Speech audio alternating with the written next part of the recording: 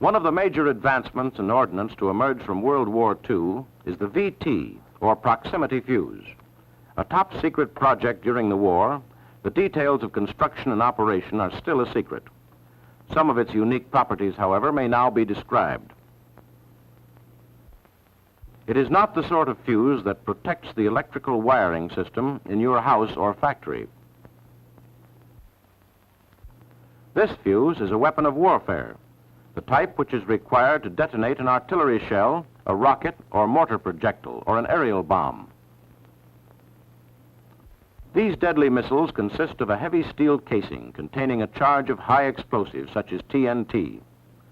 Detonation of this charge splits the casing into hundreds of sharp, jagged fragments which are hurled outward at tremendous velocity. It is these fragments which cause damage to any target that lies near the explosion.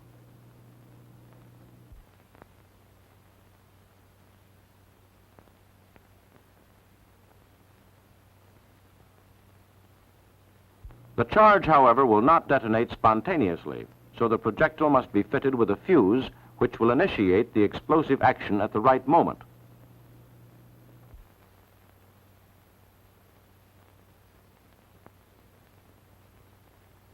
The simplest form of artillery or bomb fuses explode their carriers after impact with the target. But this method of detonation has been found to be ineffective when firing at enemy soldiers hidden in trenches, or when airplanes are engaged with heavy anti-aircraft shells or rockets.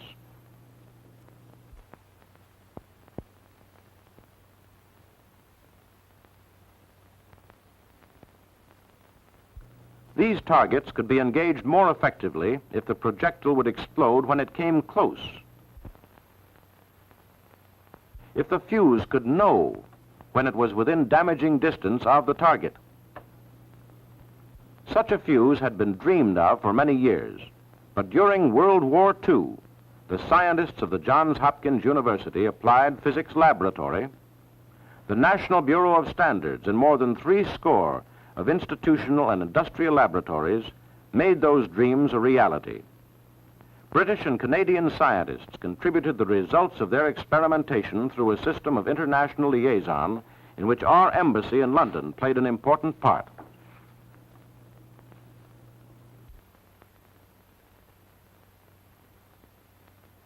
The VT fuse was created by cramming a complete radio sending and receiving set into a tiny space in the nose of a shell or bomb. The radio is turned on only after the projectile has started on its last deadly mission. Once in flight, the fuse sends out radio waves, which are its feelers, continually probing the space around the shell in search of a suitable target. When the shell passes close to a target, such as an airplane, the radio waves are reflected back to the fuse, where they trigger a firing circuit and explode the projectile. The same system may be applied to targets on the ground. In this case, the earth acts as the reflector, and the projectile is exploded in such a position that the spray of deadly fragments envelops the target.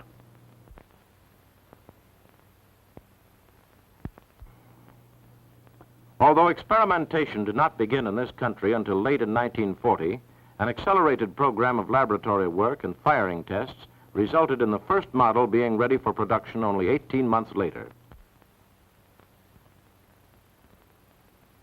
This meant that the tiny radio sets and their delicate components had to be made strong enough to operate properly after being fired from a gun.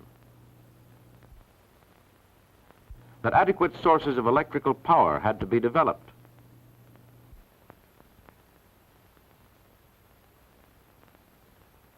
The safety devices had to be designed and had to be proven to be truly safe.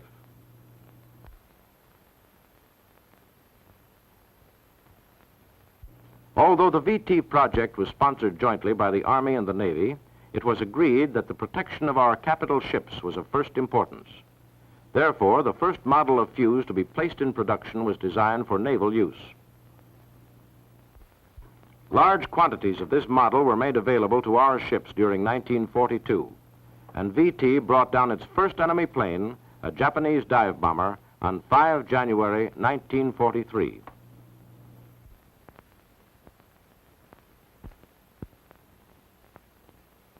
The new fuses were soon supplied to the British Navy as well, and as the quantity aboard Allied ships increased, enemy planes found it more and more difficult to attack our fleets. Japanese officials have frankly stated that it was this increased efficiency of our anti-aircraft fire which forced them to resort to suicide tactics. Such action, however, gained them little, since VT was found to be just as efficient against the kamikaze as against the earlier bombing planes.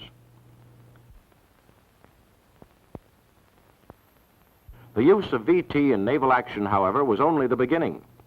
The first Navy fuses were still in the production lines when the design of similar models for the Army was begun. The Army fuse, referred to in the European theater as POSIT, first saw action in the defense of London against the flying bomb attack of June to August 1944. The VT fuses and American fire control equipment were supplied to both the British and the United States anti-aircraft guns deployed in the operation.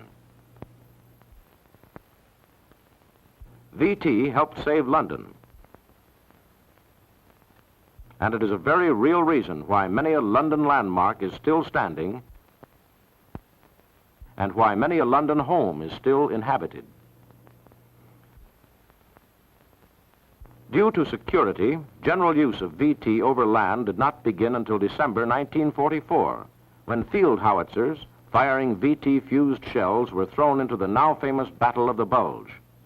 Barrages of bursting shells such as these took the Germans completely by surprise and annihilated some of von Rundstedt's crack battalions.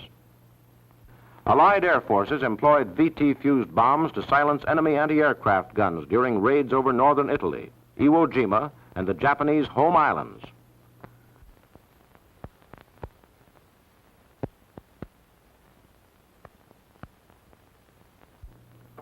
Army fighters and carrier-based naval aircraft fired VT-fused rockets at enemy strong points in direct support of ground operations.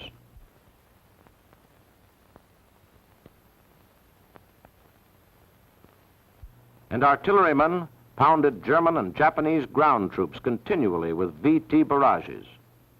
The German soldiers promptly nicknamed it Hellfire, a perfect description of this weapon, this truly great achievement of our scientific and industrial organizations.